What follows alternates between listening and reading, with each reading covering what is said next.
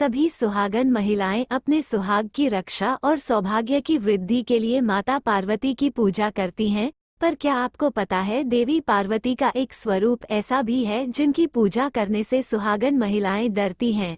मां पार्वती अपने इस स्वरूप में एक विधवा के समान नजर आती हैं और उनका ये स्वरूप वैधव्य का प्रतीक माना जाता है। किसी भी सुहागन स्त्री के सुहाग पर वैधव्य का असर न हो, इसलिए कोई भी सुहागन महिला माता पार्वती के इस स्वरूप की पूजा नहीं करती है। वैसे महिलाएं दूर से इनके दर्शन कर सकती हैं। ज्येष्ठ मास की शुक्ल पक्ष की अष्टमी तिथि के दिन माता धूमावती का प्राकट्य हुआ था। गुप्त नवरात्रि में 7वां दिन मां धूमावती का होता है। मां धूमावती तंत्र विद्या की 7वीं शक्ति हैं। देवी का स्वरूप विधवा और उदासीनता का है, इसलिए गृहस्थ और पारिवारिक परिवेश में मां की पूजा सुहागन स्त्रियां नहीं करती हैं।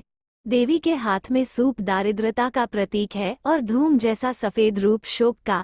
देवी की सवारी कौवा है और वो एक खुले रथ पर विराजित हैं, जिसे कौवा खींचता है।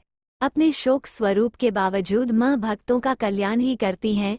देवी का ये स्वरूप रोग और शोक का नाश करने वाला है। पौराणिक कथाओं में मां की उत्पत्ति की एक कथा बहुत प्रचलित है।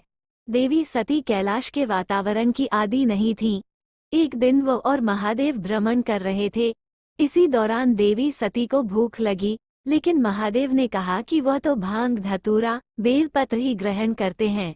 भूख के कारण सती के अंदर की आदिशक्ति जागने लगी और वो उसे नियंत्रित नहीं कर सकी। इसलिए देवी ने क्रोध में आकर महादेव को ही निगल लिया। तब भगवान विष्णु ने आकर देवी की प्रार्थना कर उन्हें शांत किया और उन्होंने महादेव को मुक्त कराया। महादेव के संसार में नहीं रहने से संसार में अंधकार छा गया और देवी सती अनजाने में ही विधवा हो गईं। इस तरह उन्हें धूमावती नाम मिला।